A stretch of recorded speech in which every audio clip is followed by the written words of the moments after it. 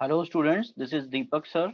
और आज हम लोग पढ़ने वाले हैं चैप्टर 2 स्ट्रक्चर ऑफ एटम का एक बहुत important topic which is Aufbau principle. बच्चों, ये प्रिंसिपल इसलिए पढ़ा जाता है क्योंकि हमें सबशेल में इलेक्ट्रॉन को फिल करना होता है। अभी तक क्लास 10th में हमने सीखा था कि हम KLMN में इलेक्ट्रॉन को फिल करते हैं शेल में। सबशेल में इलेक्ट्रॉन को कैसे फिल करें उसके लिए हमें पढ़ना होता है ऑफ बोउ प्रिंसिपल। ठीक है, ये प्रिंसिपल क्या कहता है? ये कहता है electrons are filled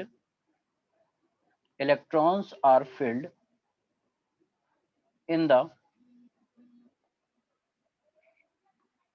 increasing order of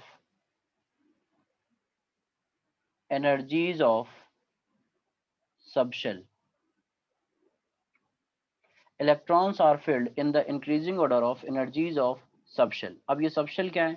आपने ये देखा था कि एटम का जो शेप होता है बच्चों, एटम का जो एक्चुअल स्ट्रक्चर होता है वो कुछ इस तरह से होता है, ऐसे 1s 2s 2p 3s 3p 3d 4s 4p 4d 4f 5s 5p 5d 5f 5g। ठीक है बच्चों, और ये आपकी फर्स्ट शेल होती है KLMNO, इस तरीके से, और ये सब शेल होती है। तो इतनी सारी सब शेल में हमें इलेक्ट्रॉन्स को फिल करना है। ये सारी सब शेल है और इसमें हमें इलेक्ट्रॉन्स को फिल करना है। इसके आगे भी होती है 6s 6p और ये सब भी होता है, लेकिन हमें यहाँ इलेक्ट्रॉन को फिल करना है सब शेल में। अब आपने एक चीज तो ये पढ़ ली है कि S में 2 इलेक्ट्रॉन आते हैं मैक्सिमम, P में 6, D में मैक्सिमम 10, F में मैक्सिमम 14, G में मैक्सिमम 18। ये तो सबशेल में मैक्सिमम इलेक्ट्रॉन है, लेकिन ये इतने सारे 1s 2s और इतने सारे 2p, इतने सारे ये सब, इनमें कैसे इलेक्ट्रॉन को फिल करेंगे? तो देखो बच्चों, पहले तो आप ये जान लो कि S किसी का भी हो, S किसी का भी हो, चाहे वो आपका 1s हो या 2s हो या 3s हो, S किसी का भी हो, सब में मैक्सिमम 2 इलेक्ट्रॉन फिल करेंगे।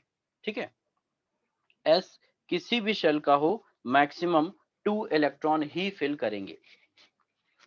ठीक है ना, एक चीज तो आप ये जान लो। उसके बाद ये कह रहा है कि electrons are filled in the increasing order of energies of subshell. तो हमें increasing order of energies of subshell पता तो होना चाहिए कि सबसे कम एनर्जी किसकी है, सबसे ज्यादा एनर्जी किसकी है। ये तो हम जानते हैं कि P किसी का भी हो 6 इलेक्ट्रॉन फिल करेंगे, D किसी का भी हो 10 इलेक्ट्रॉन फिल करेंगे। तो बच्चों, increasing order of energies of subshell होता क्या है? वो ये होता है, देखो, सबसे कम एनर्जी होती है 1s की, 1s से ज्यादा एनर्जी होती है 2s की, 2s से ज्यादा एनर्जी होती है 2p की, 2p से ज्यादा एनर्जी होती है 3s की, 3s से ज्यादा एनर्जी होती है 3p की, देन 4s की, देन 3d की, देन 4p की, देन 5s की, देन 4d की, देन 5p की, देन 6s की, देन 4f की, देन 5d की, देन 6s 6p की, देन 7s। ये एनर्जी का इंक्रीजिंग ऑर्डर होता है। अब आप सोच रहे होंगे कि ये ऑर्डर यहाँ तक तो सही चल रहा था, 3s 3p तक, 4s तक भी ठीक था, 4s के बाद 3d कैसे आ गया, और 5s के बाद ये 4d के आ गए? उल्टा पुल्टा क्यों ऑर्डर हो रहा है? कहीं भी 4 आ जा रहा है, कहीं पे भी 5 आ जा रहा है। तो बच्चों, ये शेल और सबशेल की मिला के एनर्जी होती है। शेल की अपनी एनर्जी होती है, KLMN की अपनी एनर्जी होती है। ये जो आगे लिखा होता है शेल नंबर होता है, मैंने आपको पहले ही बताया। ये जो आगे नंबर लिखा होता है ये शेल नंबर होता है। और शेल और सबशेल मिला के कॉम्बिनेशन तैयार होता है। जैसे हमने कहा 3p, तो 3 शेल नंबर है और p आपका सबशेल है। इन दोनों की मिला के एनर्जी देखी जाती है। ठीक है, तो बच्चों, ये एनर्जी का ऑर्डर है। ये कैसे आया वो हम लोग बाद में देखेंगे। इसका भी एक रूल होता है N+L रूल, आपको बताऊंगा मैं। लेकिन इसको याद करने का तरीका मैं आपको बता देता हूं, क्योंकि अगर आपको ये ऑर्डर याद होगा तभी आप इलेक्ट्रॉन को फिल कर पाओगे। ठीक है, तो मेरे बच्चों, आपको क्या करना है? सबसे पहले 1 से लेकर के और 6 तक सारे नंबर्स के लिए, मतलब 1 2 3 4 5 6 सबके लिए SP SP SP लिख लेना है। देखिए, 1 में तो P होता नहीं, 1 में तो केवल S होता है, तो हमने 1s लिख लिया, देन 2s 2p लिख लिया, देन 3s 3p लिख लिया, देन 4s 4p लिख लिया, देन 5s 5p लिख लिया, है ना। पहले आप इसको ध्यान से समझिए, उसके बाद लिखिएगा। ये ट्रिक है, बहुत इजीली आप सीख जाओगे, इससे रटना नहीं पड़ेगा आपको। 5s 5p लिख लिया, 6s 6p लिख लिया, 7s लिख लिया, ठीक है। ये हमने लिख लिया। अब देखो बच्चों, अब हमने इसमें कहीं पर भी डी मेंशन नहीं किया, एफ मेंशन नहीं किया। बच्चों जो डी ऑर्बिटल होता है वो थर्ड शेल से स्टार्ट होता है, ये याद रखना है। इससे बहुत सारे क्वेश्चंस भी आपके सॉल्व होंगे केमिस्ट्री में।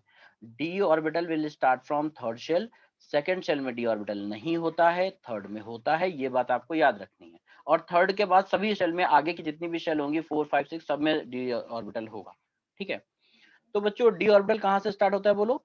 3d से, ठीक है। 3 से स्टार्ट होता है, थर्ड शेल से।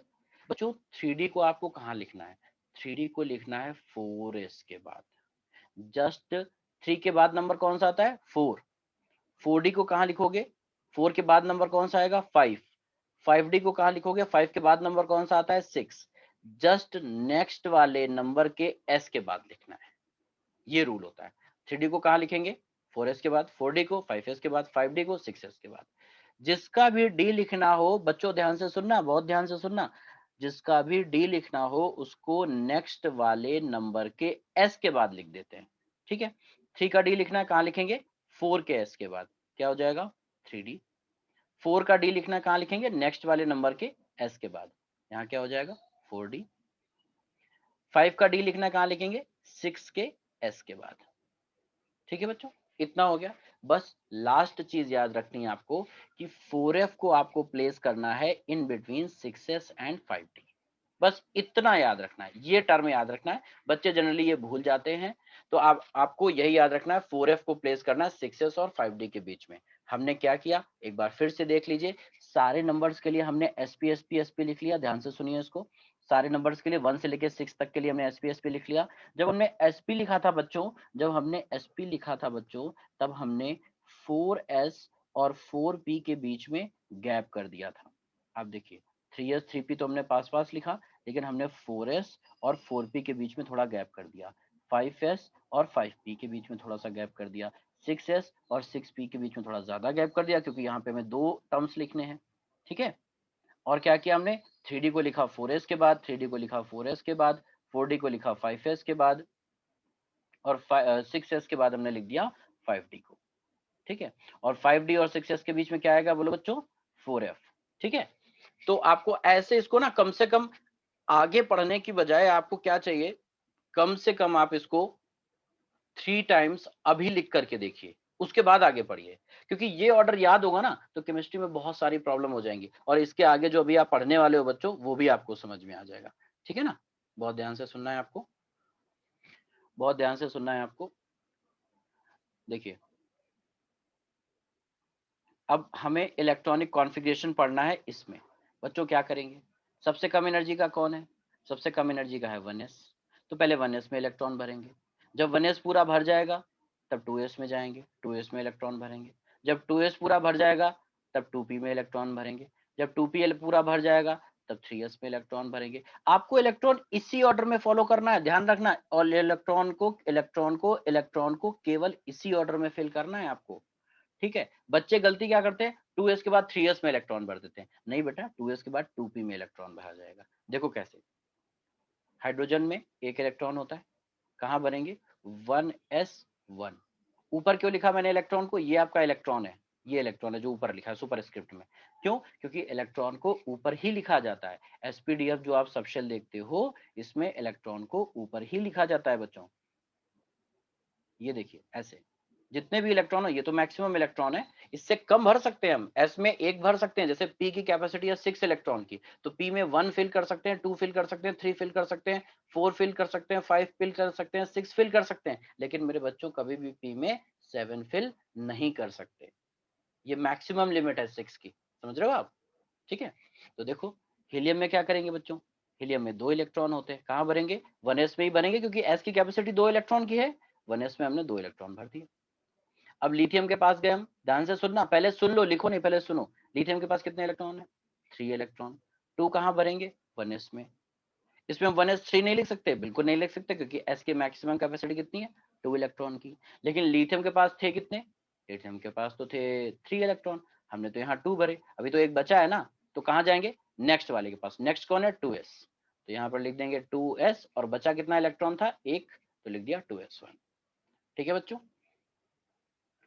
बेरिलियम क्या लिखेंगे, 1s2, 4 इलेक्ट्रॉन है, 2s2, ठीक है ना, 2 इलेक्ट्रॉन हमने 1s में भर दिए, बचे 2 इलेक्ट्रॉन, क्योंकि बेरिलियम में टोटल 4 होते हैं, तो 2 कहाँ भर दिया, 2s में, 1s के बाद 2s आता है। बोरॉन में क्या करेंगे, बोरॉन में 5 इलेक्ट्रॉन होता है बच्चों, क्या करेंगे यहाँ पर, 1s2, 2s2, अब 2s के बाद कौन आता है, 2s की कैपेसिटी खत्म, इसमें 2 इलेक्ट्रॉन पूरे हो गए, कहाँ भरेंगे, 2p में, 2p में भर दिया हमने, 2p1। उसके बाद कार्बन 6, 1s2, बोलो जी, 2s2, 2p2। ठीक। अब सही तरीका क्या है कि आप अभी तुरंत नाइट्रोजन, ऑक्सीजन, फ्लोरीन और नियोन का लिख के देखें, वीडियो को स्टॉप करें और खुद से लिख के देखें, और फिर मैच कराएं कि आपका सही हुआ या गलत। ठीक है, तो चलिए पहले प्रैक्टिस करिए, आप लिखिए, और लिखने के बाद ये वीडियो देखिएगा आगे, तब आपको क्लियर होगा कि आप सीख पा रहे हो वीडियो देख के कि नहीं, वीडियो देखने का फायदा है कि नहीं, है ना। तो चलिए मैं बता देता हूँ, आप वीडियो पॉज करके यहाँ पे प्रैक्टिस करिएगा पहले, ठीक है। नाइट्रोजन, ऑक्सीजन, फ्लोरीन, नियोन के लिए, तो बच्चे नाइट्रोजन के लिए क्या होता है, 7 इलेक्ट्रॉन है, 2 तो भर दिए 1s में, बचे 2 2s में, अभी भी इलेक्ट्रॉन बचे हुए हैं, 2p में गए, कितने इलेक्ट्रॉन बचे थे, देखो 4 भर दिए हमने यहाँ पे, 2 1s में भर दिया, 2 भर दिए हमने 2s में, है कितने टोटल 7, भर कितने दिए 4, बचे कितने 3, कहाँ भरेंगे 2p3 में। ऑक्सीजन के पास आइए 1s2, 2s2, 2p4। फ्लोरीन के पास आइए 1s2, 2s2, 2p5। नियॉन के पास आइए 1s2, 2s2, 2p6। ठीक है, तो आप ये 10 तक सीख गए। अब देखिए, अब आप क्या करेंगे सभी बच्चे, सोडियम से लेकर के और कैल्शियम तक लिख करके देखेंगे, सोडियम से लेकर के कैल्शियम तक आप लोग खुद से 20 एलिमेंट का लिख करके देखेंगे। ठीक है, एलिमेंट्स में लिख देता हूँ, एलिमेंट्स में एक बार लिख देता हूँ, sodium, magnesium, aluminium, silicon, phosphorus, sulphur, chlorine, argon, potassium, calcium. ठीक है, ये 20 एलिमेंट्स आप लोग लिख करके देखिए, और आप मुझे व्हाट्सअप कर सकते हैं, मैं आपका चेक कर दूंगा कि ये सही है या गलत। मेरा व्हाट्सअप नंबर ये है 7982534430। आप इस नंबर पे मुझे व्हाट्सअप कर दीजिएगा, मैं आपका चेक करके भेज दूंगा आपका सही है या गलत। ठीक है, एंड देन मैं आपको बता देता हूँ 21 टू 30 एलिमेंट्स के लिए। ठीक है बच्चों, तो 21 एलिमेंट होता है आपका स्कैंडियम, स्कैंडियम का एटॉमिक नंबर होता है 21।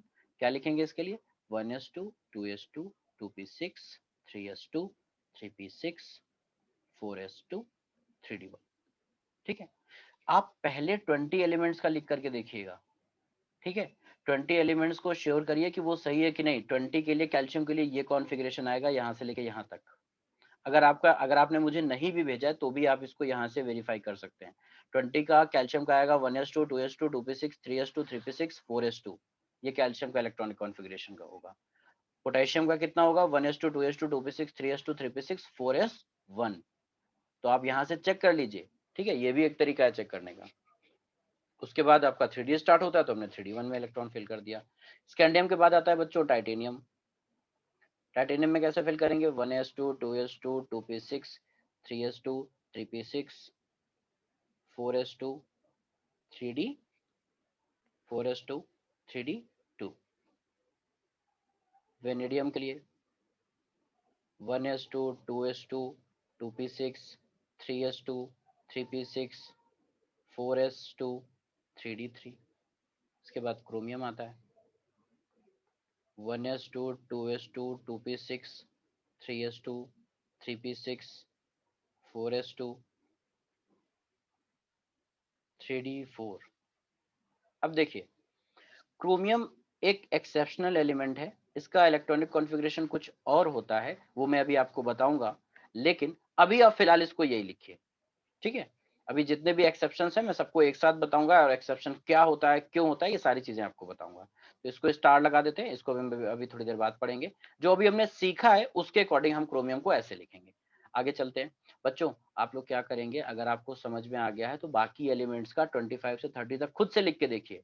ठीक है, क्रोमियम के बाद आता है हमारे पास में मैग्नीज 25, इसको कैसे लिखेंगे, 1s2 2s2 2p6 3s2 3p6 4s2 3d5, ठीक है। उसके बाद आता है iron 26 1s2 2s2 2p6 3s2 3p6 4s2 3d6, ठीक है बच्चों। कोबाल्ट के लिए आता है 1s2 2s2 2p6 3s2 3p6 4s2 3d7,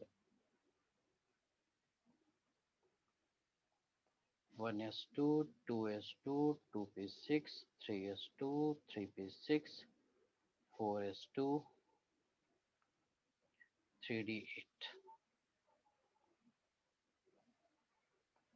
1s2 2s2 2p6 3s2 3p6 4s2 3d9। अब कॉपर भी आपका एक एक्सेप्शनल एलिमेंट है।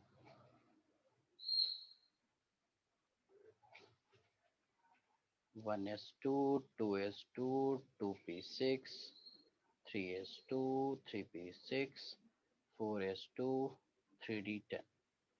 क्रोमियम और कॉपर कुछ स्पेशल इलेक्ट्रॉनिक कॉन्फ़िगरेशन शो करते हैं। क्यों शो करते हैं ये भी आपको मैं बताऊं, ठीक है। तो ये कॉन्फ़िगरेशन है अप टू 30 एलिमेंट जिंक तक, ठीक है बच्चों। आपने ये देख लिया, लिख लिया, आप अपना मैच करा लीजिए। अगर आपने इसको अपने आप से लिखा है तो आपका ये सही होना चाहिए, ठीक है। कोई डाउट है तो आप मुझे कॉल करके पूछ सकते हैं, व्हाट्सएप में भी पूछ सकते हैं। अब चलिए मैं आपको थोड़ा सा ये बताता हूँ एक्सेप्शनल इलेक्ट्रॉनिक कॉन्फ़िगरेशन जो है हमारे पास में, एक्सेप्शंस क्या हैं। तो सबसे पहला एक्सेप्शन है क्रोमियम का। क्रोमियम में क्या इलेक्ट्रॉनिक कॉन्फ़िगरेशन हम लिखते हैं, 1s2 2s2 2p6 3s2 3p6 4s1 4s2 3d4। ये हमने इलेक्ट्रॉनिक कॉन्फ़िगरेशन इसका लिखा, जो हमने पढ़ा वो हमने लिखा, ठीक है। बट बच्चों इसका ऑब्जर्व्ड इलेक्ट्रॉनिक कॉन्फ़िगरेशन क्या होता है, वो ये होता है 1s2 2s2 2p6 3s2 3p6। यहाँ तक तो सेम होता है। अब होता क्या है कि s से एक इलेक्ट्रॉन 4s से जंप करके चला जाता है 3d में, ठीक है। ये होता है 4s1 3d5। तो ये है इसका ऑब्जर्व्ड इलेक्ट्रॉनिक कॉन्फ़िगरेशन। और जब आपसे पूछा जाएगा कभी भी क्रोमियम का इलेक्ट्रॉनिक कॉन्फ़िगरेशन मेरे बच्चों, तो आपको यही लिखना है, याद रहे आपको, आपको यही इलेक्ट्रॉनिक कॉन्फ़िगरेशन लिखना है, ठीक है। तो कॉपर का क्या होता है बच्चों, कॉपर का ये होता है 1s2 2s2 2p6 3s2 3p6 4s2, आपने ये लिखा 4s2 3d9। बट इसका ऑब्जर्व क्या होता है बच्चों, इसका ऑब्जर्व ये होता है 1s2 2s2 2p6 3s2 3p6 4s1 3d10। Same इसमें भी होता है, एक इलेक्ट्रॉन 4s से 3d में चला जाता है, ठीक है। तो आपको जब कभी कॉपर का लिखना होगा आप ऐसे लिखोगे। अब ऐसा क्यों होता है बच्चों, तो ऐसा नोट कर लीजिए। ऐसा इसलिए होता है, इसका एक्सप्लेनेशन दिया गया है। एक्सप्लेनेशन ये है कि completely half filled and completely fulfilled orbitals are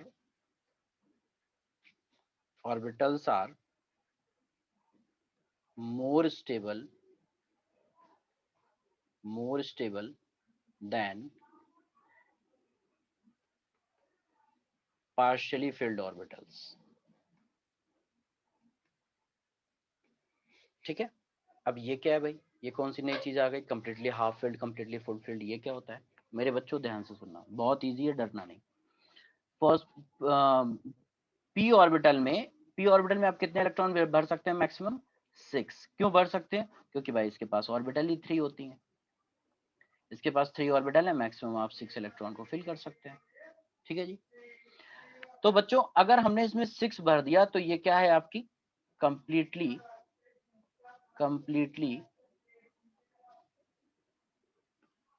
fulfilled orbital, ठीक है।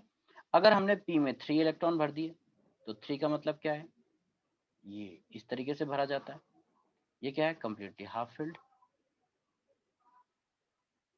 Completely half field. तो बच्चों ऐसा प्रैक्टिकली देखा गया है कि ऐसे एलिमेंट्स जिसमें P6 या P3 इलेक्ट्रॉनिक कॉन्फ़िगरेशन होता है, ये फुल फिल्ड है, ये हाफ फिल्ड है। कोई भी ऑर्बिटल अगर हाफ फिल्ड या फुल फिल्ड होती है तो वो ज्यादा स्टेबल होती है। डी में भी ये चीज होती है। डी के केस में D5 जो है आपका इस तरीके से भरा जाएगा 1 2 3 4 5, और D10 जो होता है वो इस तरीके से भरा जाएगा 1 2 3 4 5 6 7 8 9 10। ठीक है, तो ये क्या है आपका completely half field, completely half field है ये। और ये क्या है कंप्लीटली फुल फिल्ड। ठीक है जी। अब ध्यान से सुनना, कोई भी सबशेल हो, एस हो, पी हो, डी हो, एफ हो, जी हो, सब में ये चीज लगती है। हर एक ऑर्बिटल जब हाफ फिल्ड होती है या फुल फिल्ड होती है तो ज्यादा स्टेबल होती है।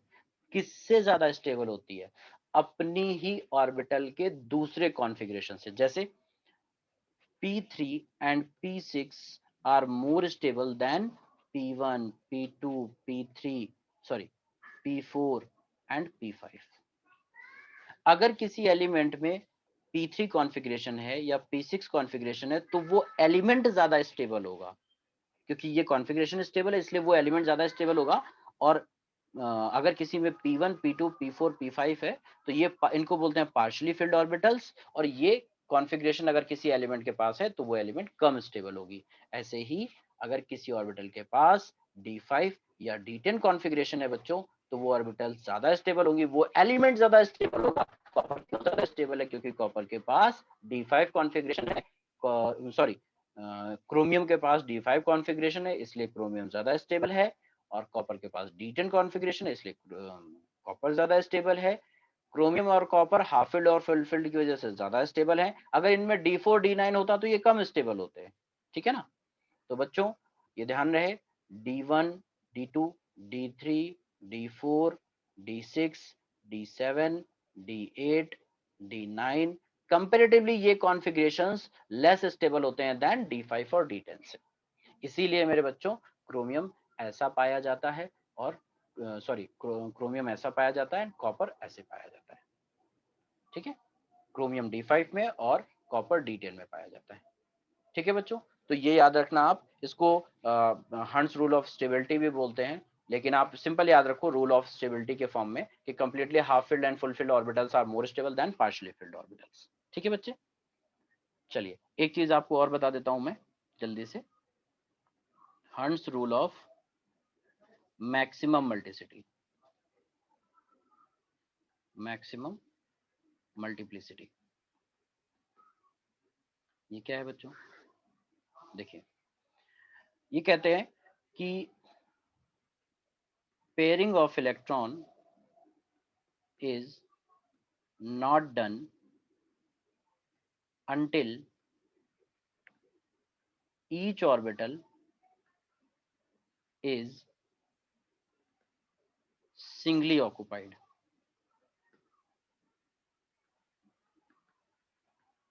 Until each orbital is singly occupied.